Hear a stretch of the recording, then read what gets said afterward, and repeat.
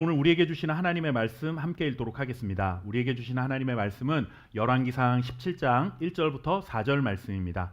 우리 준비하신 성경책이나 화면의 자막을 보시고 한 목소리로 우리 1절부터 4절까지 읽도록 하겠습니다. 길르앗에 시작. 길르앗에 우거하는 자 중에 디셉 사람 엘리야가 아합에게 말하되 내가 섬기는 이스라엘의 하나님 여호와께서 살아계심을 두고 맹세하노니 내 말이 없으면 수년 동안 비도 이슬도 있지 아니하리라 하니라. 여호와의 말씀이 엘리야에게 임하여 이르시되 너는 여기서 떠나 동쪽으로 가서 요단 앞 그릿 시냇가에 숨고 그 시냇물을 마시라. 내가 까마귀들에게 명령하여 거기서 너를 먹이게 하리라. 아멘. 최근 2주 동안 아시안 게임이 이제 진행이 되었고 오늘 폐막을 하게 됩니다.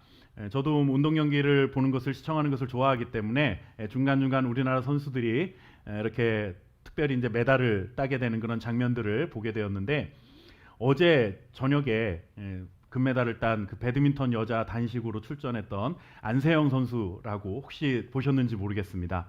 실력으로만 보면 상대편을 충분히 이길 수 있을 만한 정말 지금 현재로서는 최강의 그런 어떤 전력을 가지고 있는 선수인데 1세트 마칠 무렵에 불의하게 또 이렇게 갑작스럽게 무릎 부상을 당하면서 쩔뚝쩔뚝거리는 모습을 보여줘서 제 생각에는 이 정도면 기권하고 아쉽게 금메달을 놓치지 않을까라고 생각을 했는데 정말 이 선수가 결국에는 그 쩔뚝거리는 다리를 이끌고 2대1로 승리하면서 금메달을 따는 정말 감격스러운 장면을 보았습니다. 금메달을 딴 것도 뭐 사실 그 선수가 금메달을 딴다고 해서 저한테 뭐 떨어지는 거 하나도 없잖아요. 그럼에도 불구하고 우리나라 선수라는 이유만으로 응원을 하게 되는데 무엇보다도 그렇게 좋은 기량을 가지고 열심히 노력을 했는데 불의의 부상으로 이렇게 금메달을 따지 못하면 그 선수에게도 얼마나 아쉽고 안타까울까라는 생각이 드니까 꼭 좀 이겨서 금메달을 땄으면 좋겠다라는 마음으로 응원을 했는데 정말 금메달을 땄습니다. 끝나자마자 그 선수에 대한 여러 가지 기사들이 인터넷에 이렇게 올라오는 것을 보았는데 그 중에 하나가 선수촌에서도 그 선수가 모든 선수들의 합동 훈련을 마치고 난 후에 밤늦도록 혼자 개인 훈련을 하루도 거르지 않고 그렇게 했다라는 그런 기사가 있었습니다. 남모르게 흘리는 눈물 그리고 땀방울이 있었기 때문에 그런 최고의 자리에 설 수 있었겠죠. 물론 거기 나온 선수들 중에 어느 누가 대충대충 하고 나온 선수가 있겠습니까? 뭐 금메달을 따지 못하고 어쩌면 1회전에 탈락한 그런 선수라 할지라도 자신이 할 수 있는 최고의 노력을 기울이며 아마 그 자리까지 왔을 것이라 생각을 합니다. 그것만으로도 사실 결과에 상관없이 모두가 박수 받아야 마땅하지만 어쨌든 그렇게 부상을 이기고서라도 불의의 부상을 당하고서라도 상대방을 압도할 만한 그런 실력을 가지고 있다라고 하는 것은 그만큼 그 선수가 또 다른 사람들보다 또 다른 선수들보다 흘려야 했던 그리고 홀로 이겨내야 했던 시간들이 훨씬 더 많았을 것이다. 우리는 충분히 짐작해 볼 수가 있습니다. 우리가 흔히 하는 표현처럼 정말 하늘이 노랗게 될 때까지 훈련을 하면서 견뎌냈기 때문에 아시안 게임이라는 그 무대에서 국가대표로 설 수 있었고 그리고 또 그곳에서 다른 선수들과의 경쟁에서 이겨서 1위의 자리에 올라설 수 있었을 것입니다.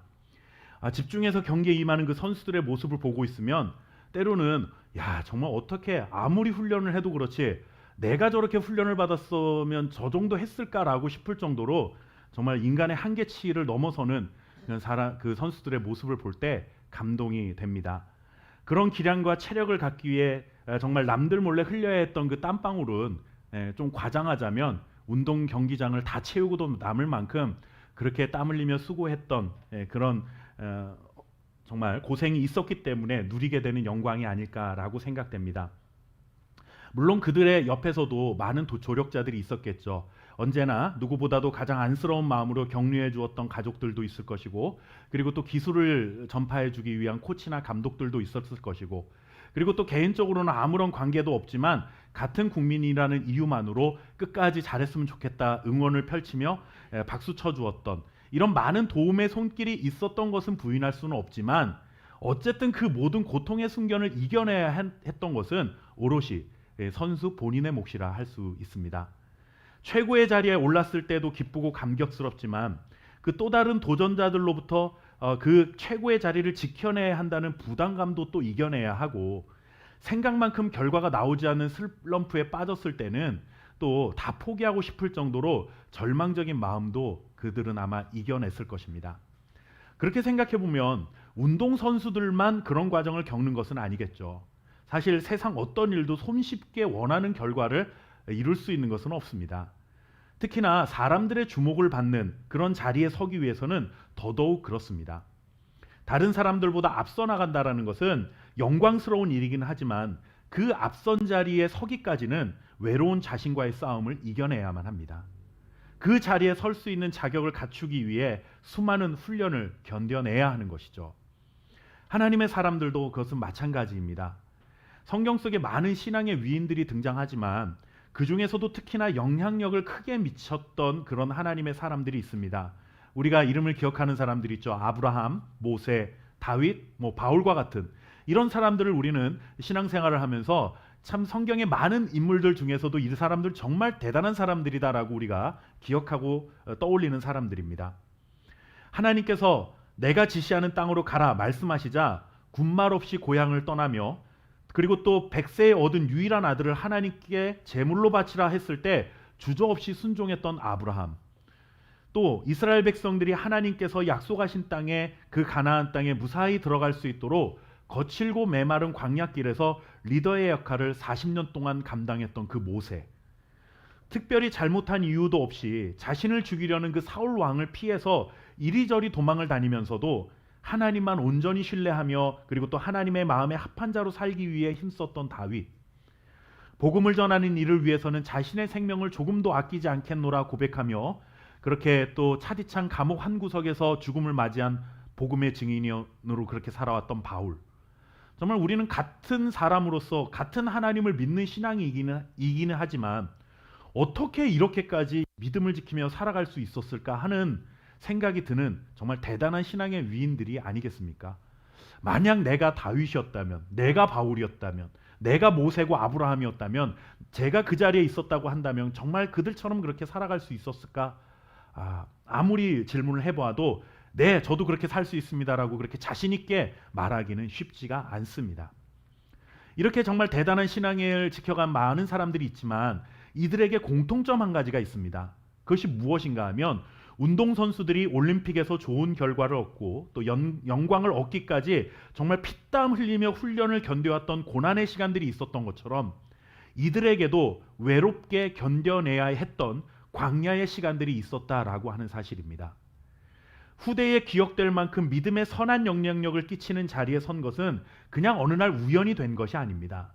어느 누구의 말처럼 어느 날 잠을 깨어서 아침에 눈을 떠보니 내가 인기 스타가 되었다, 슈퍼스타가 되어 있더라 라고 말했던 것처럼 어느 날 눈 떠보니 하루아침에 그런 영광스러운 자리에 그들이 서게 된 것이 아니라는 것이죠. 오늘 우리가 읽은 말씀 속에서도 이와 같은 한 사람을 만나볼 수 있습니다. 이 사람 바로 엘리야라고 하는 사람입니다. 이스라엘에 많은 선지자들이 있지만 그 많은 선지자들 중에서도 가장 첫 번째로 선지자 하면 떠올리게 되는 사람이 누군가 하면 바로 이 엘리야라고 하는 사람입니다.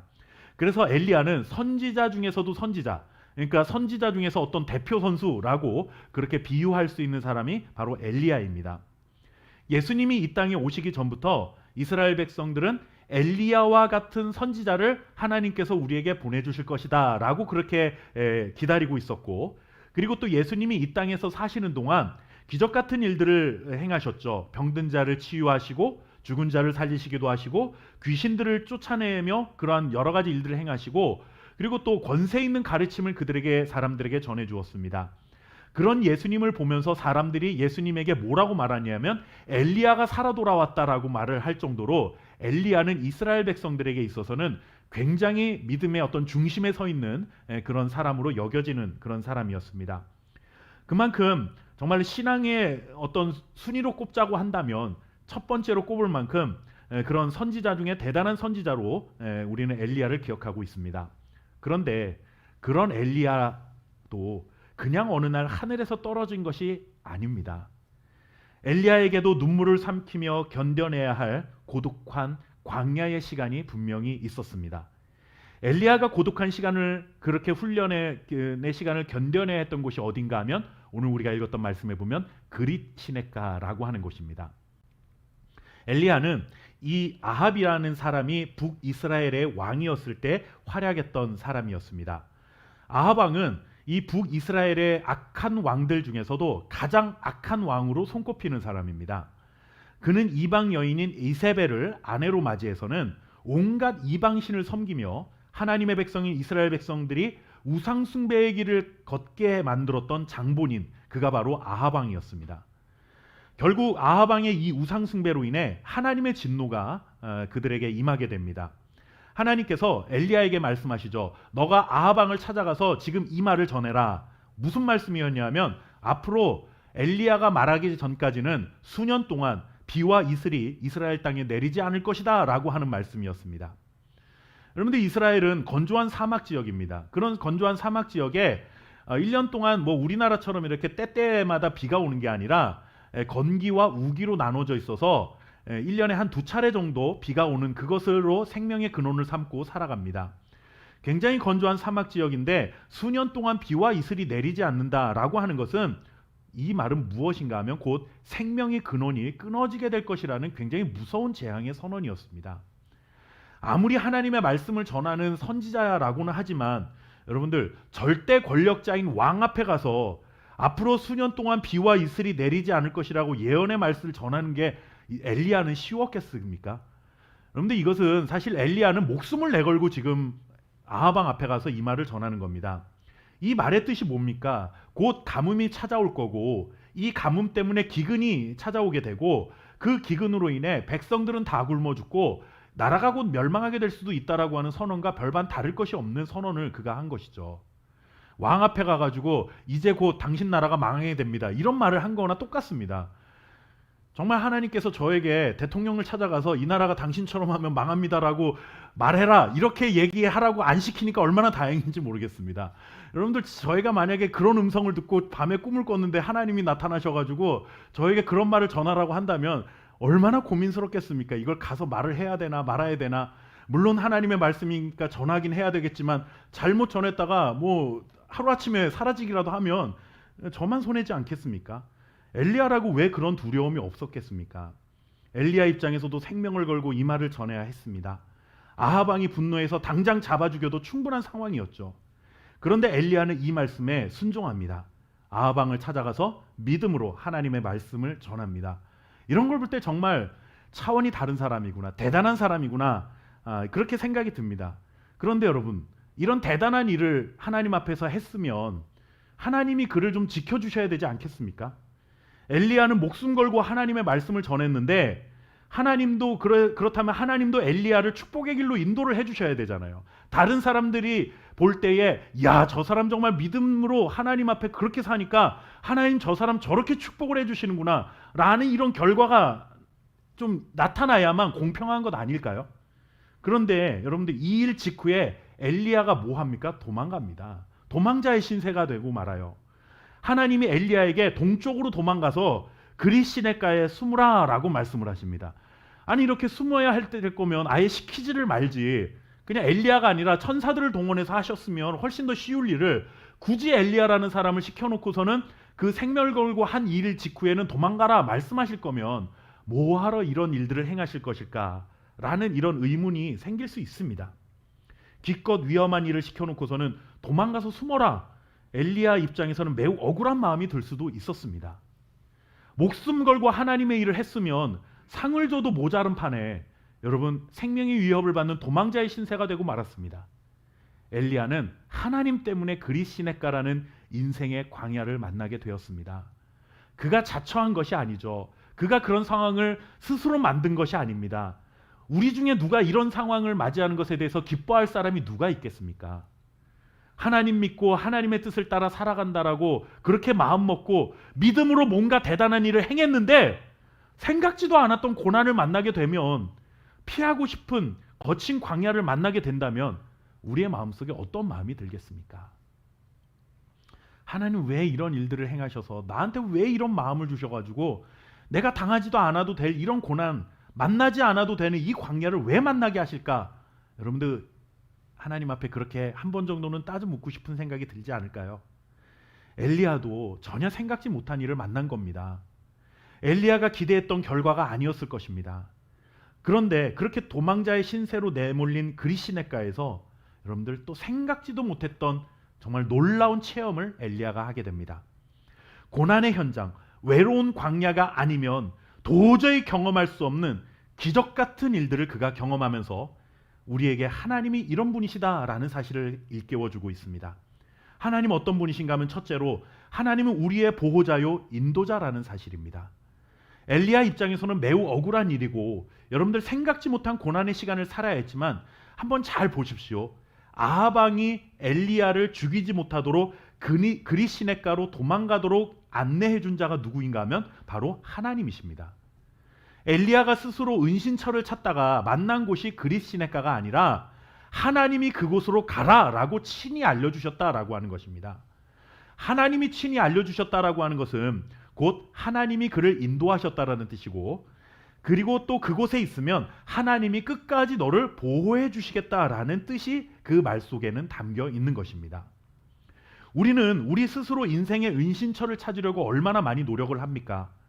돈으로 혹은 명예로 혹은 권력으로 아니면 혹은 지식으로 여러 가지 다양한 방법으로 내 인생의 방패를 만들기 위해, 그리고 내 인생의 피난처를 만들기 위해 무척이나 애를 쓰고 살아갑니다. 그러나 세상 그 어떤 것도 완벽한 나의 방패가 되어줄 수가 없습니다. 물론 어느 정도 도움이 될지는 모르겠습니다. 돈이 많으면 돈이 적은 자들보다는 조금 더 편리하고 누리고 살아가는 것이 많이 있을 수 있겠죠. 내 인생에 어느 정도 도움이 되는 것은 맞습니다. 어떤 세상에 권력을 쥐게 된다면, 권력이 없는 사람들에 비한다면 조금 더 도움을 받는 그러한 삶을 살아갈 수는 있을 것입니다.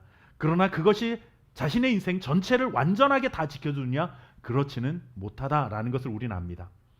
정말 100% 확실하게 내 인생을 보호해 주는 것은 이 세상 어디에도 없습니다. 오직 세상을 창조하신 하나님만이 가장 안전한 보호자이시며 우리가 가야 할 길을 가장 잘 아시는 인도자라는 사실을 오늘은 우리 말씀을 통해서 분명히 깨달아야 하는 것이죠. 우리가 믿음으로 산다는 것은 곧 어떤 상황에서도 하나님이 나의 가장 안전한 보호자이시며 가장 완전한 인도자, 가장 선한 길로 인도하실 인도자라는 사실을 신뢰하고 살아가는 것을 말합니다.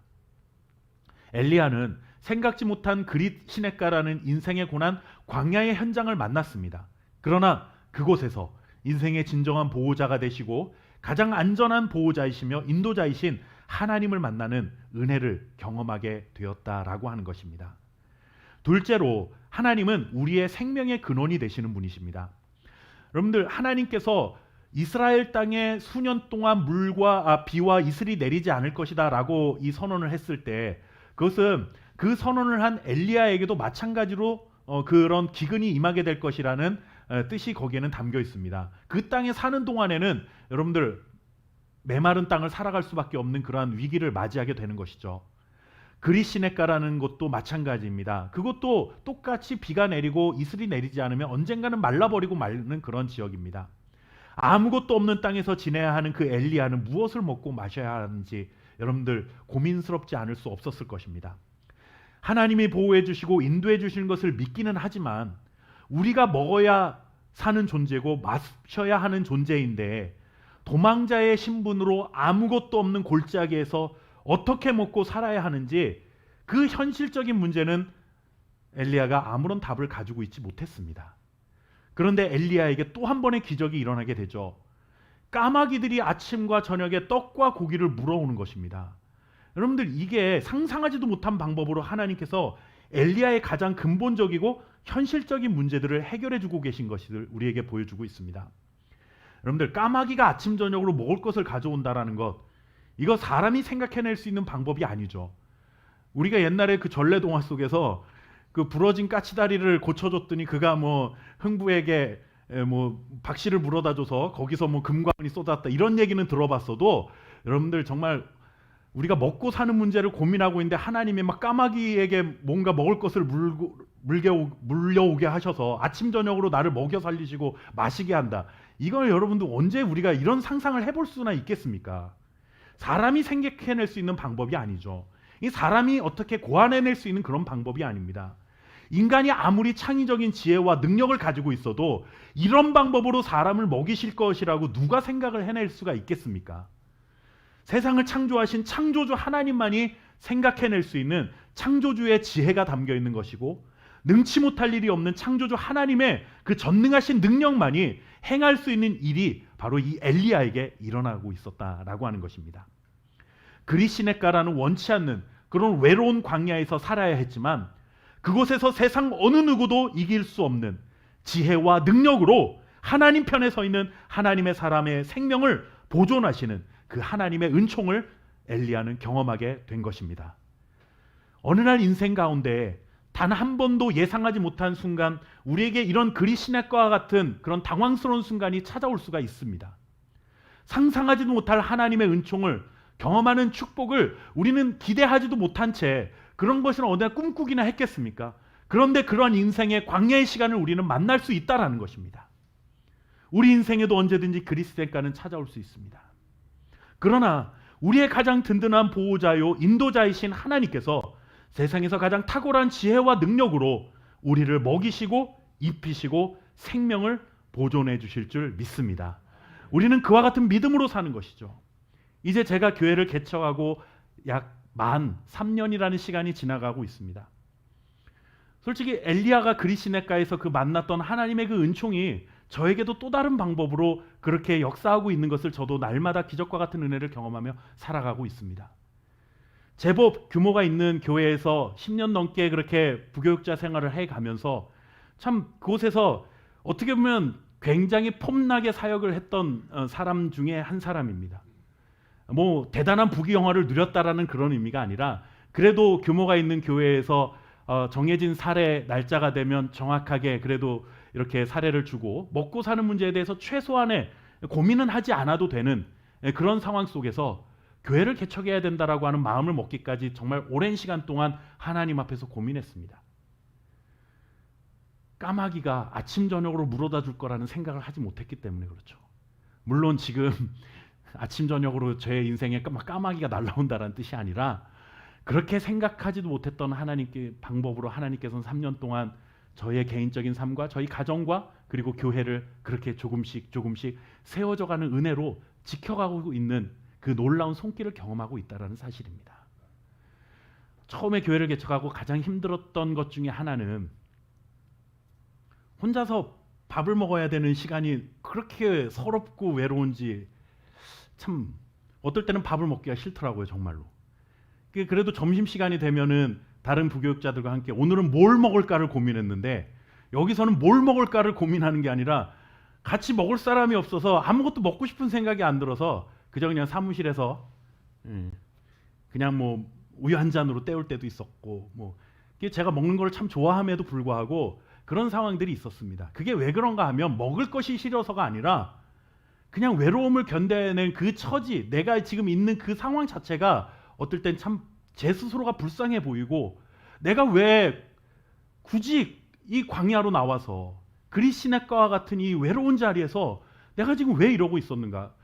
교회에서 나가라고 한 것도 아닌데 그냥 거기서 있을 수 있는 만큼 더 있었으면 그냥 조금 더 편안하게 있을 수 있지 않았을까라는 생각이 들 때마다 참 마음이 초라해졌습니다. 그런데 그 광야의 시간들을 지금도 견뎌내고 있지만, 그렇게 견뎌내가고 있는 하루하루가 지나고 보면 하나님께서 정말 제가 생각하지도 못했던 은혜와 축복으로 저의 삶을 채워가시고 저의 삶에 깨달음을 주시고, 또 하나님께서 그렇게 은혜를 주시는 놀라운 그 까마귀가 물어다 주는 것과 같은 그런 은혜를 누리게 하시는 축복이 정말 저를 살게 하고, 또 날마다 이렇게 기쁘고 감사하게 살아갈 수 있는 힘을 주시는 것을 날마다 경험하고 살아갑니다.